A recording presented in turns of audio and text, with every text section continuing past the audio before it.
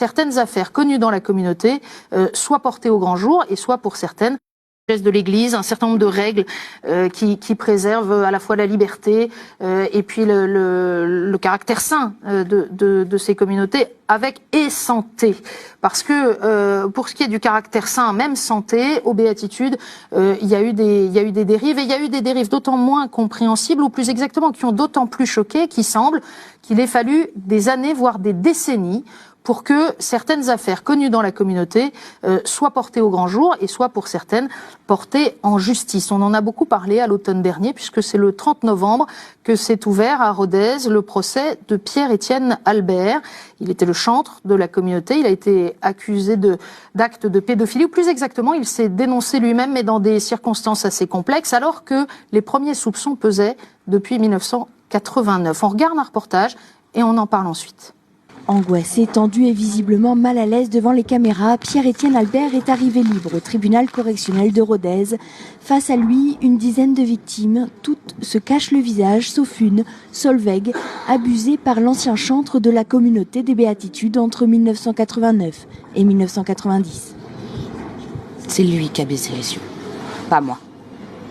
Pierre-Étienne Albert est revenu pendant de longues minutes sur son parcours, son passé de toxicomane, son entrée aux béatitudes, sa guérison miraculeuse.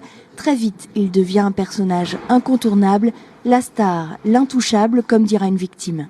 Il prétend qu'il n'est pas un prédateur, qu'il n'est pas un pédophile prédateur et qu'il est un pédophile séducteur qui s'inscrit dans la fréquentation de familles et dans l'amitié de ce que lui manifestaient ses familles et qu'il manifestait à ses familles de telle sorte qu'à un moment, bien sûr, on arrive à des actes déplacés, à des gestes déplacés. C'est ensuite au tour des victimes, une par une, elles défilent à la barre, elles qui n'ont pas croisé Pierre-Étienne depuis près de 20 ans. C'est un procès qui la ramène dans un état qu'elle n'avait pas connu depuis plus de 15-20 ans. Tout est dit, même s'il n'a pas tout avoué, tout est dit. Maintenant, j'ai besoin d'entendre la justice se prononcer. Ce procès est celui d'un homme, mais il a aussi mis en avant les graves dysfonctionnements d'une communauté. Tour à tour, Ephraim, le fondateur, et les différents modérateurs généraux se sont renvoyés la balle. Personne ne savait et personne n'a rien couvert. Non, je n'ai jamais couvert un pédophile. Depuis, le Saint-Siège a repris les choses en main en imposant un commissaire pontifical à la tête de la communauté. On a plutôt cherché à protéger Pierre-Étienne, voire à protéger la communauté, plutôt que de protéger les victimes potentielles, qui sont devenues malheureusement des victimes effectives. Puisqu'on a commencé à découvrir les faits en 89 et que jusqu'en 2000, il a continué à sévir. Donc on voit que là, il y a eu vraiment un aveuglement grave. Condamné à 5 ans de prison ferme, Pierre-Étienne Albert a été placé sous mandat de dépôt et incarcéré dans la foulée. De le voir ne pas ressortir de ce tribunal libre, ça c'était un point qui était très important. Et ne serait-ce que là-dessus, on peut dire qu'au moins, justice nous aura été rendue. Voilà, un reportage de Sybille Delettre au tribunal de Rodez. Père Donnon, on vous entend dans le reportage, vous affrontez la vérité au nom de la communauté des Béatitudes. Philippe Madre, contre qui Monseigneur Le Gall rappelait qu'il y a eu aussi une procédure ecclésiastique. Tous deux étaient diacres, aucun d'entre eux ne l'est encore aujourd'hui, donc ce sont des faits graves qui leur ont été reprochés. Ils sont diacres, ils restent diacres toujours, mais ils sont privés de l'exercice de leur diaconat en raison des fautes qui ont été mises Alors est-ce qu'on peut dire quelles fautes? Est-ce qu'on peut éclaircir ça et surtout éclaircir le rapport de la communauté à ces deux personnes qui ont énormément compté dans son histoire? Oui, écoutez, je crois qu'il faut bien distinguer, même s'ils sont liés, peut-être sans doute pour une part, les dérives sexuelles qui ont pu avoir lieu, qui sont attestées, avérées pour Ephraim, pour Philippe Madre, ces dérives sexuelles, et les problèmes de gouvernement, les dérives de gouvernement dans la manière d'exercer l'autorité, une certaine forme d'autoritarisme, un goût du secret, une gestion... Sauf que Monique disait bien tout à l'heure que précisément dans des communautés qui sont plutôt en vase clos, il peut y avoir un mélange mélange des deux dimensions, c'est-à-dire la construction d'une justification des dérives sexuelles par une forme d'union mystique.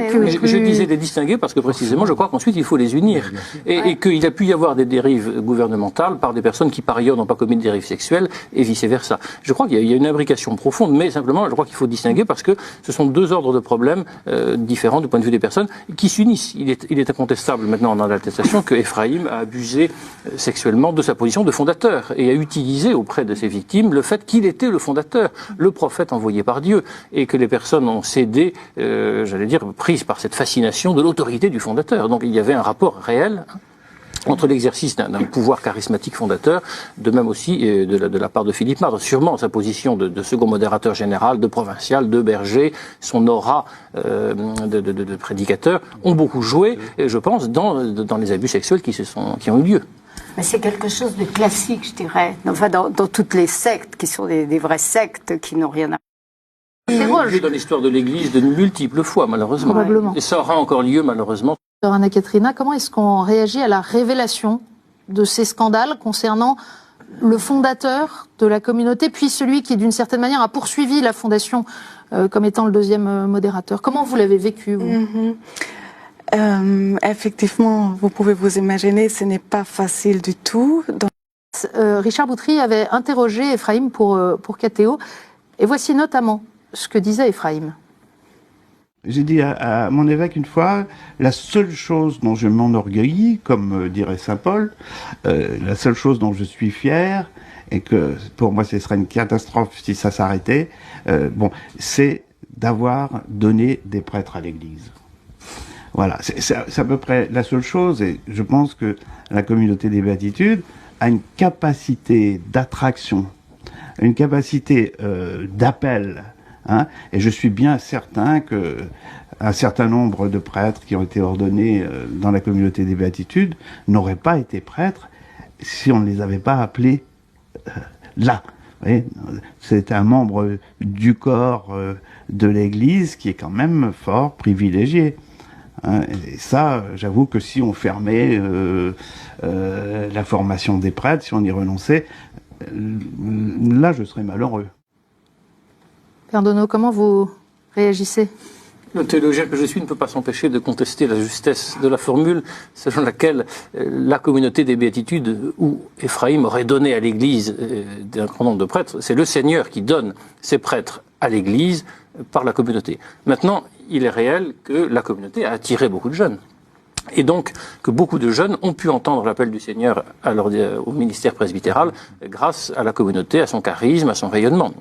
Soit en France ou à l'étranger, dans la vie des maisons au quotidien, l'accueil des retraitants, l'organisation de tout ce que fait la communauté. On n'a pas l'occasion souvent de le dire, mais elle est par exemple présente dans des actions caritatives aussi, que ce soit des œuvres de réinsertion sociale auprès des personnes en situation de marginalité, ou que ce soit en Afrique avec la construction d'un hôpital par exemple. Dans tout cela, l'action de la communauté des béatitudes, elle est portée de manière conjointe par les personnes des différentes branches. Elle est portée par cet échange, par cette communion quotidienne de laïcs qui travaillent avec des consacrés. Tantôt c'est un laïc qui dirige l'apostolat, tantôt c'est un consacré. Tout ça se fait en concertation dans cette spiritualité de communion qui est vécue au quotidien pour la prière, comme pour l'apostolat, comme pour la vie fraternelle. Et ça, Monseigneur, au moment où l'Église continue de s'interroger sur l'articulation du rôle de chacun des différents états de vie dans la vie de l'Église au quotidien, alors qu'on va célébrer bientôt l'anniversaire de l'ouverture de Vatican II, 50 ans plus tard.